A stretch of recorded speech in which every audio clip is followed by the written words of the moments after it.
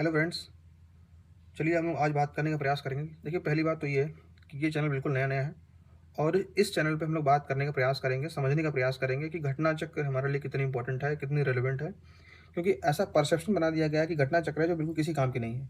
घटना चक्र अब बिल्कुल इर्रेलेवेंट हो चुकी है, घटना चक्र से क्वेश्चंस नहीं आते हैं। पर इसी चीज़ को हम लोग ब्रेक डाउन करने का प्रयास करेंगे कि घटना चक्र कितनी इम्पोर्टेंट है, कितनी रिलेवेंट है, ठीक? क्योंकि लोग अपना सिर्फ़ और सिर्फ़ नोट्स बेचने के लिए, कोर्स बेचने के लिए घटना चक्र को दोष देते रहे हैं आए दिन। जब भी कोई परीक्षा होती है, परीक्षा संपन्न होने के बाद लोग इस पे दोष देते हैं कि घटना चक्र अब मत पढ़िए, कोई रिलेवेंट नहीं है। लेकिन हाल-फिलहाल में आरओ-एआर 2025 की परीक्षा हुई है, 27 जुलाई को हुई है, बहुत पहले नहीं हुई है। उसको से मुश्किल 2 महीने पहले हुई होगी। तो 2 महीने पहले परीक्षा हुई है। इस परीक्षा में ऐसा माना जाता है कि आरओ-एआरओ और पीसीएस दोनों का स्टैंडर्ड लगभग एक समान है, पर नेक टू नेक नहीं है, पर लगभग एक समान है। ठीक, तो अगर आप आरओ-एआरओ के क्वेश्चंस को सैंपल बना सकते हैं, ठीक। अब सैंपल लाने के बाद जितने क्वेश्चंस आरओ-एआरओ में क्वेश्चंस आए हैं, हिस्ट्री के आए हैं, पॉलिटी के आए हैं, ज्योग्राफी के आए हैं, इकोनॉमी के आए हैं, उन सारे क्वेश्चंस को day by day, video by video हम लोग ब्रेक डाउन करने का प्रयास करेंगे कि कितने क्वेश्चंस घटना चक्र से आए हैं डायरेक्टली। क्योंकि लोग इसको दोष दे रहे हैं फिलहाल में कि घटना चक्र इंपॉर्टेंट नहीं है। घटना चक्र कैसे इंपॉर्टेंट नहीं है? अगर आप उसको पढ़िए तो सही पहले। घटना चक्र से इस बार देखिए 8 प्रश्न आए क्वेश्चंस। इस बार घटना चक्र से 8 प्रश्न आए हैं और आठों के आठों इसी घटना चक्र से आए हैं। आप कैसे कह देंगे घटना चक्र इंपॉर्टेंट नहीं है? घटना चक्र तो इंपॉर्टेंट है भैया। आप अपना कोर्स बेचिए वाला की बात है, पर घटना चक्र को मत भूलिए। अगर आप घटना चक्र बिना पढ़े गए, तो आप समझ लीजिए कि आपका बेड़ा गर्क होना तय है, लगभग तय है। क्योंकि घटना चक्र इतना ज़रूरी हो गया, इतना इम्पोर्टेंट हो गया है और घटना चक्र के साथ अगर आपने लूसेंट को ऐड ऑन कर लिया, तो फिर तो आपको सोने पे सुहागा क्योंकि कुछ चीज़ें घटना चक्र में नहीं होती हैं और उसी चीज़ को लूसेंट और कर देता है। और कुछ चीज़ें जो घटना चक्र में थोड़ी कॉम्प्लेक्स तरीके से लिखी होती हैं, उसी चीज़ को उसी चीज़ को जो लूसेंट है, वो बहुत टेबल फॉर्मेट में, बहुत अंडरस्टैंडिंग फॉर्मेट में और बहुत अलग से दे रखा है ताकि उस पे निगाह आपकी बहुत जल्दी पहुँच जाए। ठीक? ये देखिए पहला क्वेश्चन है, इसका आंसर यहाँ रखा है।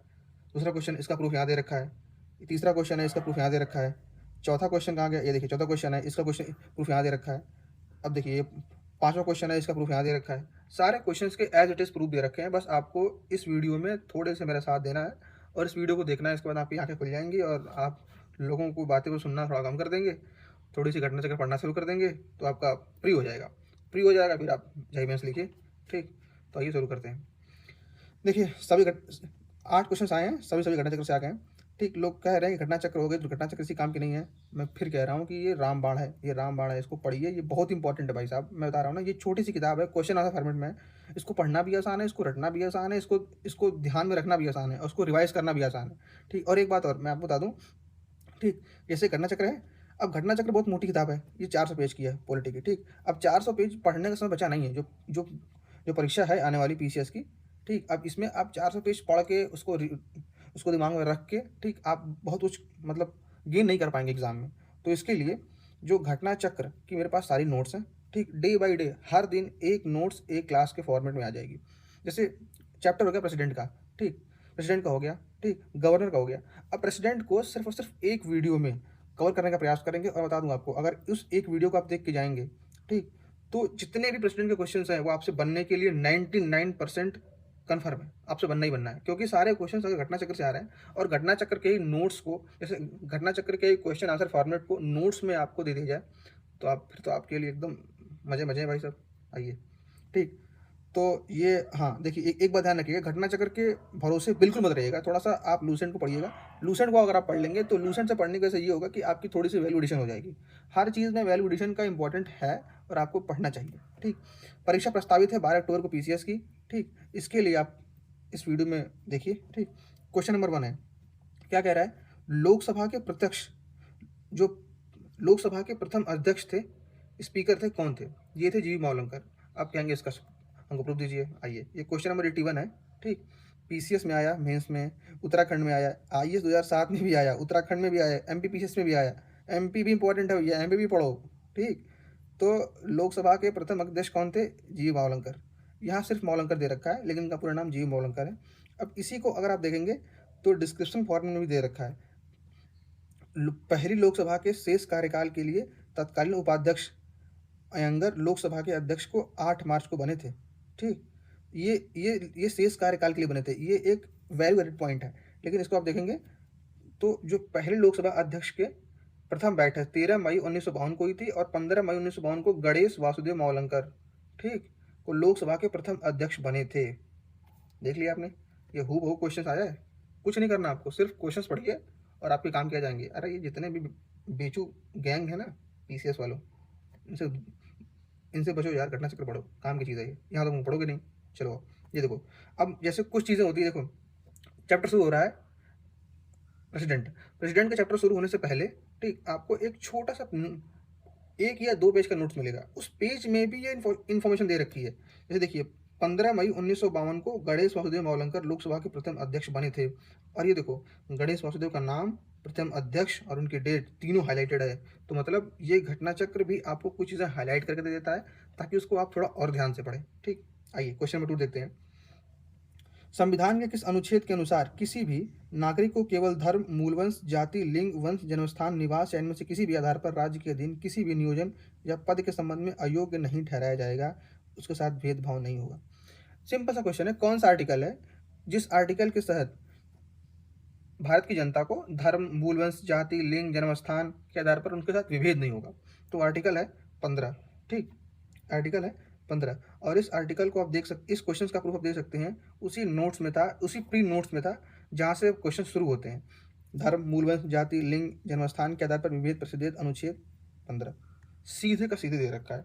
अगर आप यहाँ देखेंगे, ठीक, क्वेश्चन में 11 देखेंगे, ये मतलब ये क्वेश्चन वगैरह नहीं है, ये घटना चक्र के क्वेश्चंस हैं। इसमें देखिए आप, भारतीय संविधान में समता का अधिकार 5 अनुच्छेदों के द्वारा प्रदान किए गए। ये समता का अधिकार पूछा है, पर इस पूछने के बाद आपको डिस्क्रिप्शन में ये भी दे रखा है कि अनुच्छेद 15 धर्म, मूलवंश, जाति, लिंग, जन्मस्थान के आधार पर विभेद का प्रतिषेध करता है, नहीं कर सकता। तो यहाँ से भी आपके लिए इंपॉर्टेंट सिर्फ और सिर्फ क्वेश्चन नहीं है, आपके लिए इंपॉर्टेंट उसकी की नोट्स भी है, उसका एक्सप्लेनेशन भी है।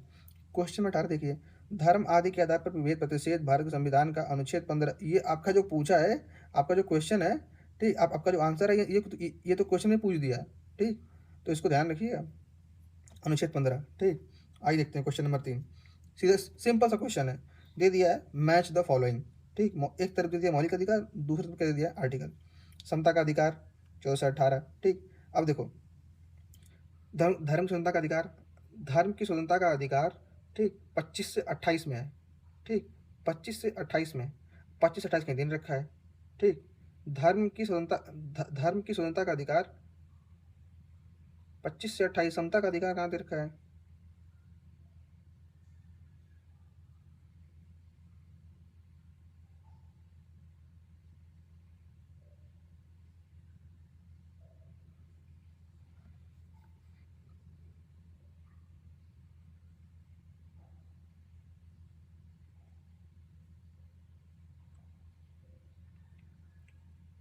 आइए क्वेश्चन नंबर 3 देखते हैं, क्या कह रहा है? निम्नलिखित में से कौन सा युग्म सही सुमेलित नहीं है? एक तरफ दे दिया मौलिक अधिकार, एक तरफ दिया है आर्टिकल। अब समता का अधिकार 14 से 18 में सही बात है। धर्म की स्वतंत्रता का अधिकार 23 से 24 में नहीं है, ये 25 से 28 में है। ठीक, ये गलत है, नहीं पूछा, ये सही हो जाएगा। इसको देख लीजिए, स्वतंत्रता का अधिकार अनुच्छेद 1922, ये भी सही है। संस्कृति एवं शिक्षा का संबंधित अधिकार, ये 29 से 30 में आर्टिकल में भी सही है। अगर इसको आप देखेंगे तो ये हूबहू दे रखा है। कहाँ दे रखा है? सिर्फ और सिर्फ घटना चक्र में भी है ये। और घटना चक्र के साथ साथ मैंने आपको ये टेबल फॉर्मेट दे रखा है, इसलिए यहाँ लगा रखा है ताकि आप इस टेबल फॉर्मेट के इंपॉर्टेंट को समझे जो लूसेंट में दे रखी है। तो सीधे सीधे क्वेश्चन देख रहे हैं, कुछ नहीं करना आपको, इसे टेबल फॉर्मेट जहाँ भी आए इसको आपको रट लेना, सिंपल सी बात है। क्वेश्चन नंबर 4 देखिए, भारतीय संविधान के किस भाग में निर्वाचन संबंधी प्रावधान दिए गए? जो 22 भाग हैं, 22 भाग रट के जाइए, अनुसूचियाँ रट के जाइए, आपको एक क्वेश्चन यहाँ से पक्का मिलेगा, पक्का एक क्वेश्चन मिलने वाला है। ठीक, क्या पूछ रहा है? भारतीय संविधान निर्वाचन किस भाग में दिए गए हैं? ठीक, अब ये देखिए, एक क्वेश्चन यहाँ, इसका एक आंसर यहाँ भी है, यहाँ भी है, यहाँ भी है। तो एक क्वेश्चन कितनी बार रिपीट हुआ है, आपको सिर्फ एक बार यहाँ पढ़ लेंगे, एक बार यहाँ पढ़ लेंगे, एक बार यहाँ पढ़ लेंगे, आपका रिवाइज भी होगा। बस बशर्ते आप ध्यान रखिएगा कि आपको पढ़ने के साथ साथ थोड़ा सा मतलब अपने को जगा के पढ़ना है, जिंदा होकर पढ़ना है। ये नहीं कि बस पढ़े जा रहे हैं मरे हुए, ऐसा नहीं। तो इसका आंसर होगा ये देखिए यहाँ पे, निर्वाचन 15 में दे रखा है। ठीक, भारतीय संविधान के अनुच्छेद कहाँ है? 15 में। ठीक, ये क्वेश्चन यहाँ भी दे रखा है, भारतीय संविधान का भाग आपात उपबंध राजभाषा निर्वाचन, यहाँ पूछ दिया। ठीक, अब निर्वाचन कहाँ दे रखा है? ये 15 में है। ए का 4 कहाँ, देखो ए का 4 बी है, इसका आंसर सही हुआ है, ये देखो सही है। ठीक, सही सुमेल यहाँ पे दे दिया है। ये क्वेश्चन ये पीसीएस का नहीं है, ये क्वेश्चंस किसी आरओ का होगा या एमबीबीएस का होगा या आईएएस का होगा। ठीक, इसी क्वेश्चंस को आप यहाँ से पढ़िए तो आपके लिए इंपॉर्टेंट रहेगा। जैसे लोग कहते हैं ना कि पीसीएस प्रिंट नहीं निकल रहा है। पीसीएस प्रिंट निकलने का सिर्फ एकमात्र कारण है, अगर आपका प्री निकल रहा है तो प्री को आप प्री के फॉर्मेट में ही पढ़िए, क्वेश्चन आंसर के फॉर्मेट में पढ़िए, आपका प्री हो जाएगा। और रिवाइजन बहुत इंपॉर्टेंट है। अगर आप रिवाइज नहीं कर रहे हैं तो आप मान के चलिए कितना भी आप रिलेवेंट है, कितना भी आप ब्रिलियंट है, आपका नहीं होने वाला। लिख ले लीजिए हमसे। एक छोटा सा बच्चा आएगा, वो 4 दिन पढ़ेगा, वो फोड़ ले जाएगा। क्वेश्चन नंबर 5 देखिए क्या कह रहा है, निम्नलिखित में से कौन सी एक वैधानिक संस्था है? नीति आयोग। अब देखो यही सेम क्वेश्चन यहाँ पूछा है, निम्नलिखित में से कौन सी एक संविधानेतर संस्था है? कौन? नीति आयोग। ठीक, निम्नलिखित में से कौन सा संविधान संस्था है? नीति आयोग। ले, दोबारा पूछ दिया। निम्नलिखित में से कौन से एक संवैधानिक निकाय नहीं है? सबका मतलब वही है, कौन? योजना आयोग। अरे योजना आयोग नीति आयोग था 2015 की, ये 2015 की बात है, तो 2013 की बात है, 2014 में चेंज हुआ था मामला ना। ये देखो निम्नलिखित में से निम्न में से कौन संविधानेतर संस्था है? ठीक, कौन सी है? योजना आयोग। कब क्वेश्चन पूछा है? 5 और 10 में, तो योजना आयोग रहेगा। ठीक, ये चीज़ यहाँ भी दे रखी है, तो आप पढ़ोगे ना तो आपका काम हो जाएगा। अगर आप नहीं पढ़ेंगे तो फिर मुश्किल है बहुत। ठीक, सिंपल सी बात है, तो हो जाए यार। क्वेश्चन नंबर 6 देखिए, निम्नलिखित में से किस आलोचक ने भारतीय शासन व्यवस्था के लिए अर्धसंघात्मक शब्द का प्रयोग किया था? ये थे किसी वेयर। इन्होंने कहा था कि भैया भारतीय शासन व्यवस्था जो अर्धसंघात्मक है। अब देखिए ये क्वेश्चन सीधे सीधे आपके घटना चक्र से आ रखा है। क्वेश्चन नंबर 59 है, भारतीय संघवाद को सहकारी संघवाद किसने कहा था? ठीक, ये बोले थे जी ऑस्टिन। लेकिन अगर इसको आप पढ़ेंगे ठीक तो इसमें एक्सप्लेनेशन दे रखा है, जबकि केसी वेयर के अनुसार भारत संविधान अर्धसंघीय है, अर्धसंघात्मक अर्धसंघीय। देखिए अब ये तो हो गया, अब ये तो हो गया डिस्क्रिप्शन में, लेकिन सीधे सीधे यहाँ क्वेश्चन में देख लो, किसने कहा था भारत अर्धसंघात्मक राज्य है? केसी वेयर डी। तो अगर आप पढ़ेंगे तो हो जाएगा आपका। अब देखिए क्वेश्चन नंबर 7 आइए, क्या पूछ रहा है ये, निम्नलिखित में से कौन नीति आयोग की शासकीय परिषद का हिस्सा नहीं होता है? शासकीय मतलब नीति आयोग, उसमें कौन कौन से लोग इंक्लूड नहीं होते हैं? राज्य के सभी मुख्यमंत्री। सिंपल सी बात है, अगर कोई संस्था जो राज्यों के लिए बनाई गई है तो उसके मुख्यमंत्री बट रेलेवेंट है कि उस संस्था का हिस्सा होंगे। दिल्ली और पुडुचेरी के मुख्यमंत्री ये भी होंगे। अंडमान और निकोबार द्वीप समूह के लेफ्टिनेंट गवर्नर यही होते हैं जो गवर्न करते हैं पूरे यूटी को। ठीक, यूपी के राज्य जैसे राज्यों के जो राज्यपाल हैं, इनका कोई काम नहीं है, नीति आयोग के शासकीय परिषद में, तो ये होंगे हिस्सा नहीं होंगे। ठीक, अब यही क्वेश्चन यहाँ भी दे रखा है, सीधा नहीं है, पर क्वेश्चंस का अगर आप पढ़ेंगे तो आपको धीरे धीरे ये चीज़ समझ में आ जाएंगी। निम्नलिखित में से कौन राष्ट्रीय विकास परिषद की रचना करते हैं?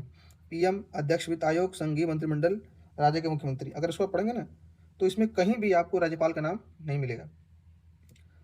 राष्ट्रीय विकास परिषद गठन 1952 में किया गया था। इसकी रचना में कौन कौन शामिल होते हैं? पीएम, संघीय मंत्रिमंडल के सही मंत्रीगण, सभी राज्यों के मुख्यमंत्री, सभी केंद्र शासित राज्यों के मुख्यमंत्री प्रशासक तथा योजना आयोग के सदस्य। इसमें कहीं बात नहीं की गई राज्यपाल की। तो ये तो क्वेश्चन बहुत मतलब बट नेचुरल के बना लेते हैं, क्योंकि ये बिल्कुल कॉमन सा क्वेश्चन है। ठीक, भारत में केंद्र और राज्यों के मध्य करों का वितरण कौन करता है? ये करते हैं वित्त आयोग। ठीक, अब इसी को आप देखेंगे क्वेश्चन आंसर फॉर्मेट में दे रखा है घटना चक्र में, निम्न में से किस एक सिफारिशों के आधार पर संघ एवं राज्यों के बीच वित्तीय विवरण होता है? किसके? वित्त आयोग के। दे रखा है, उत्तराखंड पूछ रखा है। केंद्र और राज्य के मध्य वित्त का विभाजन निम्न में से किसकी संतुष्टि के आधार पर होता है? वित्त आयोग के आधार पर। निम्नलिखित में से कौन केंद्र और राज्यों के बंटवारे के लिए मापदंड की अनुशंसा करता है? वित्त आयोग। अरे यही क्वेश्चन एक बार, 2 बार या 3 बार सेम, एक बार आया यहाँ, 2 बार यहाँ, 3 बार यहाँ, आईएएस में आया, छत्तीसगढ़ में आया, उत्तराखंड में आया, लोअर में आया, फिर लोअर में आया। कितनी बार तुम लोग देखोगे इस क्वेश्चन को? 8 के 8 क्वेश्चन इसी घटना चक्र से आ गया। तो घटना चक्र पढ़ो यार, क्यों नोट्स के पीछे भाग रहे हो, कोर्स के पीछे भाग रहे हो? मत भागो, 400 पेज किताब है, मैं तुमको पढ़ा दूंगा नोट्स से।